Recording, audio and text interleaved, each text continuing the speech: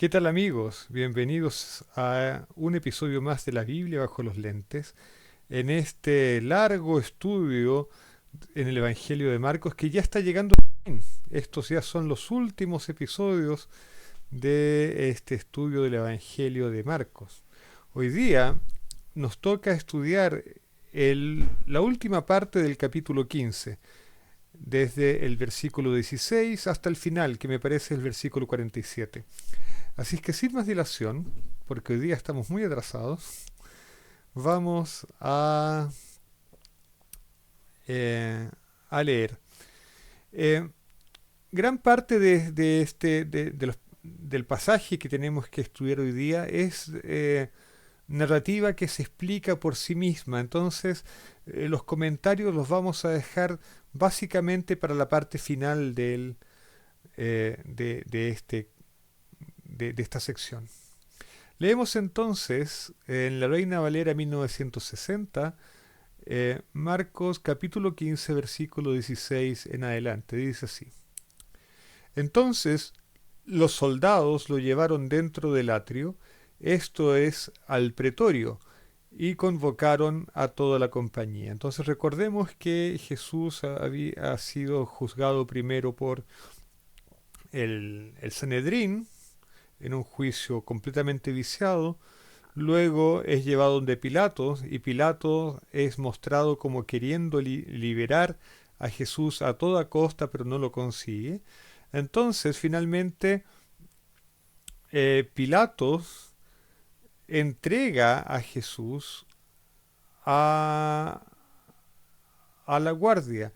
De hecho, vamos a recordar el versículo 15 de este mismo capítulo que dice, y Pilato, queriendo satisfacer al pueblo, le soltó a Barrabás y entregó a Jesús después de azotarlo para que fuese crucificado. Fíjense que en el Evangelio de Marcos no está la famosa escena del lavado de manos de Pilato. En este Evangelio Pilatos no se lava las manos, por lo menos no es relatado eso. De nuevo, en este evangelio se quiere dejar bien parado a Pilato. Y entonces Pilato entrega a Jesús a los soldados, quienes los llevan al patio interior del pretorio. El pretorio es el palacio donde residía el gobernador de la provincia de Judea. Y en fin, entonces ahora Jesús está en manos de los soldados. Versículo 17. Y lo vistieron de púrpura, y poniéndole una corona tejida de espinas, comenzaron luego a saludarlo, Salve, rey de los judíos. Y lo golpeaban en la cabeza con una caña, y le escupían, y puestos de rodilla le hacían reverencias. Eh, Fíjense que todo el escarnio que sufre Jesús, todas las burlas que sufre Jesús, están relacionados con el motivo de la acusación que le hace, el motivo por el que es condenado a muerte es haberse declarado rey de los judíos, va a ser el Mesías básicamente. Entonces, esto es tomado como sedición por los romanos y ese es el motivo para crucificarlo. Eh, y toda la burla entonces, y todo va a girar en torno a esta acusación. Eh, el saludo salve era el saludo normal en Roma, ¿no? Eh, el texto griego sí está escrito Jaire. Jaire ese era el saludo normal griego. Eh, Dicho sea de paso, la frase eh, rey de los judíos o rey, rey de los judíos, viene con ciertas variaciones en los manuscritos. Algunos manuscritos dicen solamente rey de los judíos, otros dicen el rey de los judíos, pero eso es un detalle sin importancia, diría yo, a esta hora. Vamos, sigamos. Versículo 20. Después de haberlo escarnecido, lo desnudaron la púrpura, le desnudaron la púrpura, o sea, le sacaron los vestidos de púrpura y le pusieron sus propios vestidos y lo sacaron para crucificarlo. Y obligaron a uno que pasaba, Simón de Cirene, padre de Alejandro y de Rufo, que venía del campo, a que le llevase la cruz. Fíjense que en este versículo, o en Marcos en general, no se relata que Jesús haya caído mientras transportaba la cruz. Seguramente Jesús estaba muy debilitado, no había dormido, había sido azotado, ah, eh, había sido maltratado. Y es probable que no estuviese en condiciones de llevar su cruz, y por eso es que tomaron a Simón de Cirene. Pero los detalles no son contados en Marcos.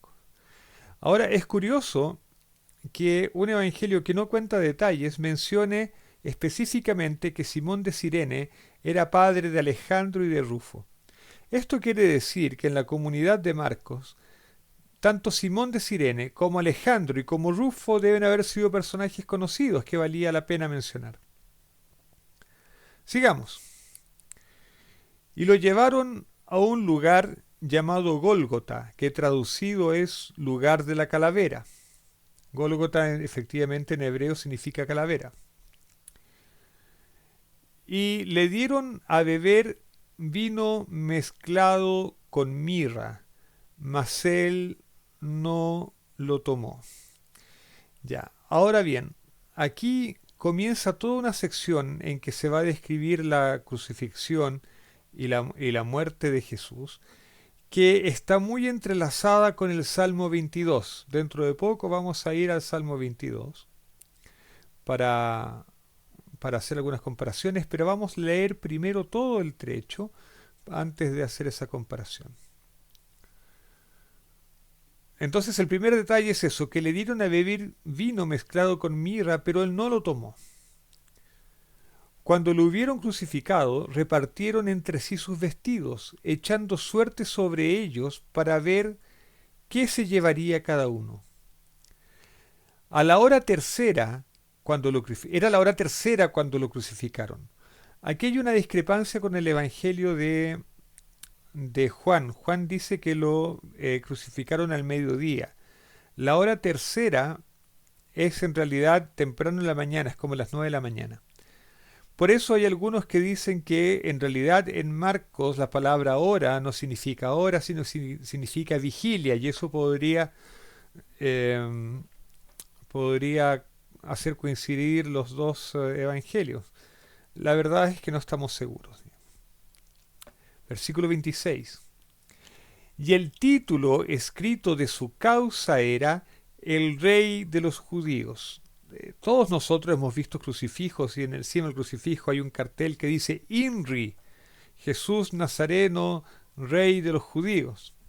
Bueno, el Evangelio de Marcos dice que lo que se escribió ahí fue el motivo por el que Jesús había sido crucificado. Y de nuevo, ¿eh? El cartel dice el Rey de los Judíos. Fíjense que esto explica muchas cosas, porque la crucifixión, que fue una práctica que los romanos aprendieron de los cartagineses, dicho sea de paso, estaba reservada para los esclavos y para los subversivos. Por lo tanto, aquí se explica por qué Jesús fue muerto por crucifixión.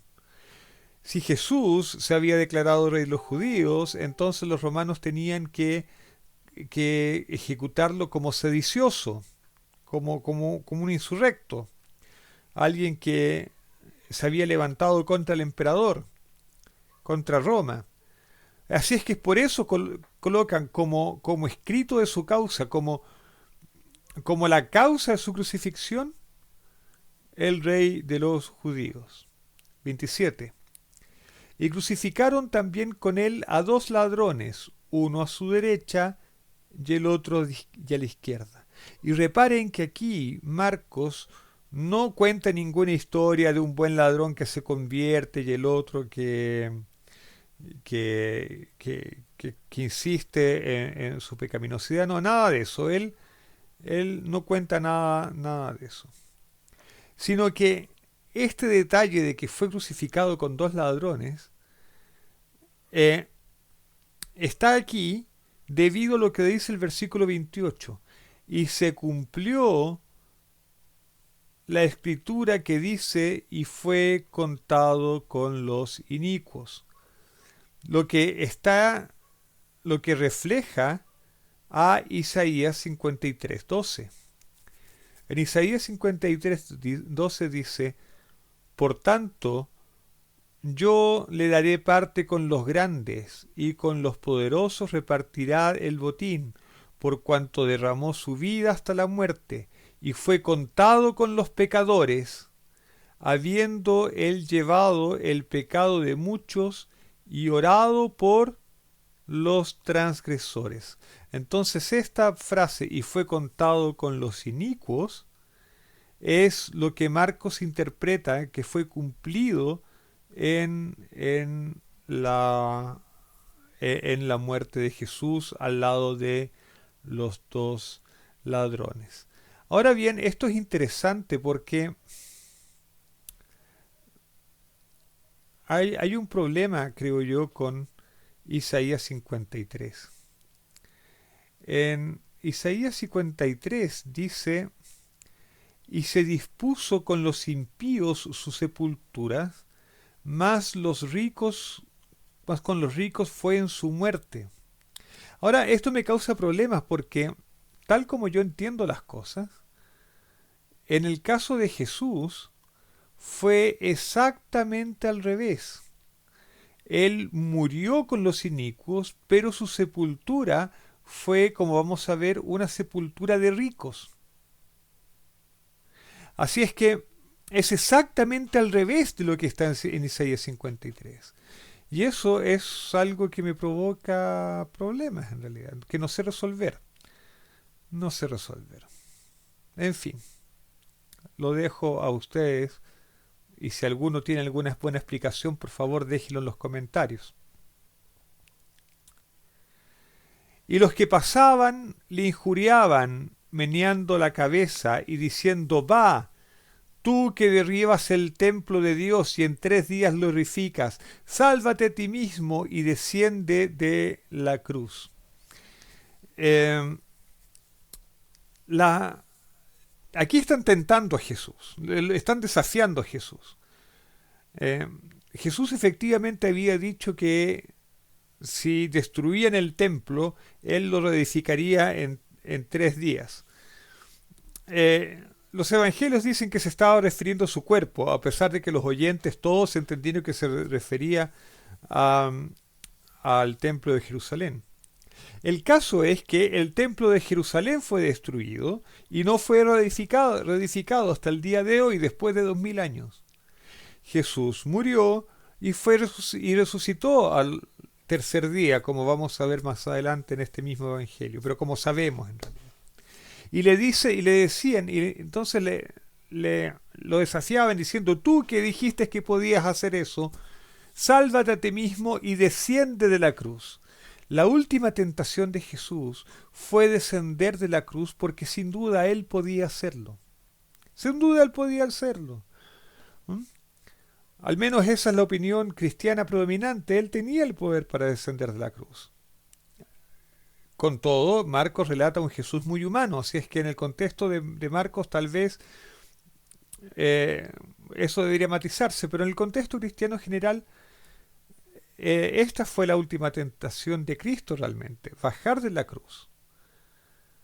Y es un poco a la tentación en el desierto, ¿no? De tirarse del pináculo del templo para que los ángeles los rescaten y así sea reconocido por el Mesías. Y curiosamente, eh, este hecho fue tomado como, como argumento de una película. De hecho, se llama así: La última tentación de Cristo.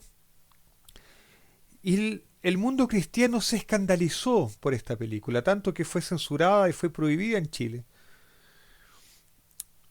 Pero es un motivo del Evangelio. El Evangelio nos dice, esa fue la última tentación de Jesús. Y realmente cabe especular y cabe imaginar qué hubiese pasado si Jesús hubiese descendido de la cruz. Y la película, que en realidad es medio aburrida, digamos, hace eso, especula acerca de esa posibilidad. Así es que yo creo que fue una gran tontera haber censurado esa película. Yo creo que no es ofensiva al cristianismo, sino que al contrario, explora una faceta de Jesús que, que, que lo engrandece finalmente.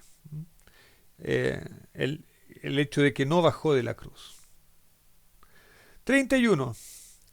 De esta manera también los principales sacerdotes, escarneciendo, se decían unos a otros con los escribas, a otros salvó, a sí mismo no puede salvarse, no se puede salvar. Fíjense qué interesante este diálogo de los escribas. Ellos reconocen que a otros salvó. Por lo tanto, ellos están reconociendo, los sacerdotes y los escribas, están reconociendo la legitimidad y la realidad de los milagros obrados por Jesús. Y se extrañan de que Jesús no responda a los desafíos. Pero de nuevo, el Evangelio está enfatizando el hecho de que Jesús se entrega voluntariamente a la muerte y que al hacer eso está siguiendo los pasos preestablecidos por Dios. Todo lo que está ocurriendo realmente es la obra de Dios. Es Dios el que quiere que Jesús pase por la pasión y pase por el proceso de la cruz, y Jesús obedientemente, a pesar de que él no quiere hacerlo, sigue en obediencia al plan de Dios. Versículo 32. El Cristo, continúan diciendo los sacerdotes, el Cristo, el Mesías, Rey de Israel, descienda ahora de la cruz para que veamos y creamos. También los que estaban crucificados con él, ambos ladrones, lo injuriaban. Miren, esto es muy interesante. Aquí hay muchísimas cosas interesantes. Primero,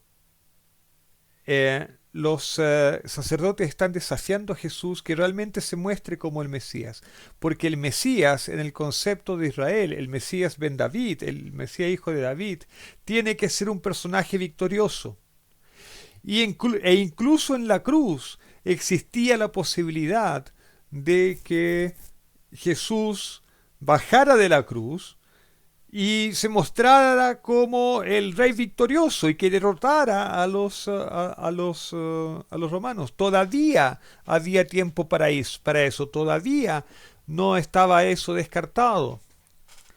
Y seguramente fue una de las motivaciones de Judas para entregar a Jesús.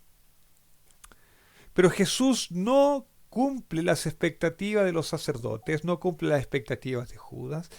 El camino de Dios al parecer es otro, no es el de el Mesías ben David.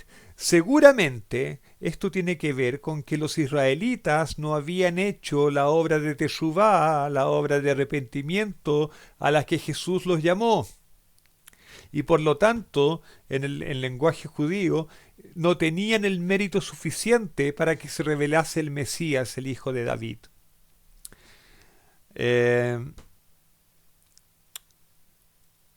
Sin embargo, en los escritos rabínicos existe otra figura de la que ya hemos conversado en estos videos, que es la figura de el Mesías ben Yosef, el Mesías hijo de José, que es un Mesías que aparece si es que Israel no tiene los méritos suficientes para que se revele el Mesías ben David. Y el Mesías ben Yosef debe morir en manos de sus enemigos. Es curioso, y lo dije antes en otros videos y lo vuelvo a repetir, es curioso que en la tradición cristiana Jesús sea Jesús hijo de José. Entonces es posible que Jesús esté unificando estas dos figuras y que en Jesús estuviese el potencial de ser él inmediatamente el Mesías ben David, el Mesías triunfal, o el Mesías ben Yosef, el Mesías que tiene que pasar por la muerte. Si es que los judíos se hubiesen arrepentido, si es que hubiesen pasado por el proceso de Teshuvá, a lo mejor el reino de Dios hubiese venido en la época, en el primer siglo. Pero ahora nosotros esperamos el regreso del Mesías y entonces el Mesías vendrá en su calidad de Mesías ben David, vendrá triunfante. Fíjense que el Evangelio de Marcos es distinto a los otros evangelios. No solamente no se cuenta la historia de un ladrón bueno eh, y otro que no se arrepiente, sino que en este evangelio ambos ladrones injurian a Jesús. No hay un ladrón que se arrepienta. Por otro lado, Judas, que en este evangelio no es ni acusado de ladrón, ni es pintado como alguien malvado por naturaleza, tampoco es relatado de él su muerte. No es relatada la muerte de Judas. No es relatado que él se suicide, por ejemplo, como va a ocurrir en otros evangelios. Así es que en ese sentido, Marcos desarrolla los personajes del evangelio de manera bastante distinta a los otros, incluso los demás sinópticos. Versículo 33. Cuando vino la hora sexta, hubo tinieblas sobre toda la tierra hasta la hora novena. Las tinieblas en la imagen judía tradicional, así como el oscurecimiento del sol, la luna convertida en sangre, el terremoto, que van a aparecer en el Evangelio de Mateo por ocasión de la, de la crucifixión, las tinieblas junto con esos signos son señales del día de juicio. En Marcos aparece ya esta tendencia que se va a aumentar en Mateo, de ver el día de la muerte de Jesús como un día de juicio. Como el día del juicio, es como que si fuese un pequeño fin de mundo. Es un día del juicio, es un día del Señor. Versículo 34. Y a la hora novena Jesús clamó a gran voz. Recuerden, Jesús fue crucificado según Marcos en la hora tercera y a la hora novena, 6 horas después, Jesús da sus últimas palabras, digamos.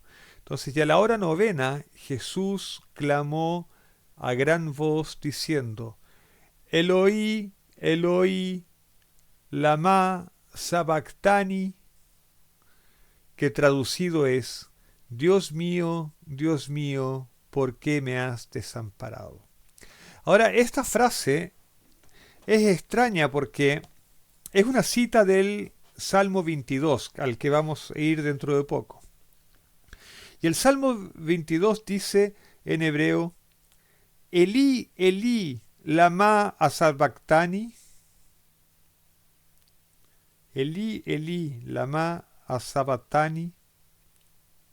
Perdón.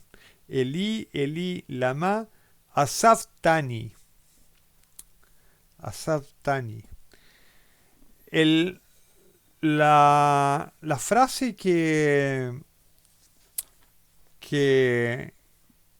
cita Marcos no está dicha en hebreo. Por ejemplo, Jesús dice Eloi, Eloi, mientras que en hebreo es Elí, Elí. La frase dicha aquí por Jesús es una mezcla entre arameo y hebreo. Es como un hebreo contaminado por arameo. y es como portuñol, pero entre hebreo y arameo, como Spanglish, pero arameo y hebreo. Eh, em, ok. Y uno, bueno, seguramente, claro, en las condiciones que estaba Jesús, uno no le pediría recitar la Biblia de memoria sin repetir ni equivocarse, digamos. Pero fíjense lo curioso está en el versículo 35, dice, y algunos de los que estaban allí decían al oírlo, mirad, llama a Elías. Y corrió uno, y empapando una esponja en vinagre, y poniéndola en una caña, le dio a beber, diciendo, dejad, veamos si viene Elías a bajarle. Mas Jesús, dando una gran voz, expiró. Eh, Esto es raro. Jesús cita el Salmo 22, que debe haber sido un salmo conocido por los oyentes. Ahí estaban los escribas, estaban los sacerdotes. Lo dice en arameo y sus oyentes no le entienden. Confunden las palabras y piensan que está llamando a Elías. Es medio raro. Una explicación posible es que Jesús esté tan debilitado que las palabras que dice realmente sean prácticamente murmullos. De lo que surge otra pregunta, entonces, ¿cómo sabe Marcos qué fue lo que dijo Jesús si las palabras que dice Jesús se, se escuchaban muy mal? ¿O esta frase está puesta aquí para llamar la atención sobre el Salmo 22? Son preguntas que surgen. Y todos quedan expectantes. ¿Y por qué quedan expectantes? Por la figura de Elías. ¿Qué tiene que ver Elías en todo esto? Lo que tiene que ver es que en la Biblia está dicho que antes que se manifieste el Mesías, tiene que venir Elías a anunciarlo. Elías debe venir antes del Mesías. Por lo tanto, lo que están diciendo aquí es que tal vez venga Elías, anuncie que Jesús es el Mesías y Jesús se revele como el Mesías, que baje de la cruz, que se salve a él y salva a todo Israel de los romanos. Eso es lo que está por detrás de esta jugada. Y sin embargo, el versículo 37 es lapidario. Mas Jesús, dando una gran voz, expiró. Eh, ok, vamos al Salmo 22. Entonces, vamos aquí al Salmo 22. 1. Y vamos a leerlo rápidamente para ver las semejanzas con lo que está escrito en el Evangelio de Marcos. Dice, al músico principal sobre Ejelet Sahar, Salmo de David, Dios mío, ¿por qué me has desamparado? ¿Por qué estás tan lejos de mi salvación y de las palabras de mi clamor? Dios mío, clamo de día y no respondes, y de noche y no hay para mí reposo. Es exactamente lo que había vivido Jesús en el Getsemaní, ¿no? Pero tú eres santo, tú que habitas entre las alabanzas de Israel. En ti esperaron nuestros padres, esperaron y tú los libraste. Clamaron a ti y fueron librados. Confiaron en ti y no fueron avergonzados. Mas yo soy gusano y no hombre, oprobio de los hombres y despreciado del pueblo. Y el Evangelio está resaltando exactamente esto, que Jesús fue despreciado por el pueblo, por sus dirigentes también, pero incitados por los dirigentes, por los sacerdotes, el pueblo en general. Y Jesús muere entonces en la vergüenza y en el desprecio del pueblo. Todos los que me ven me escarnecen. Es el relato de los sacerdotes, de los soldados y de la gente que le gritaba.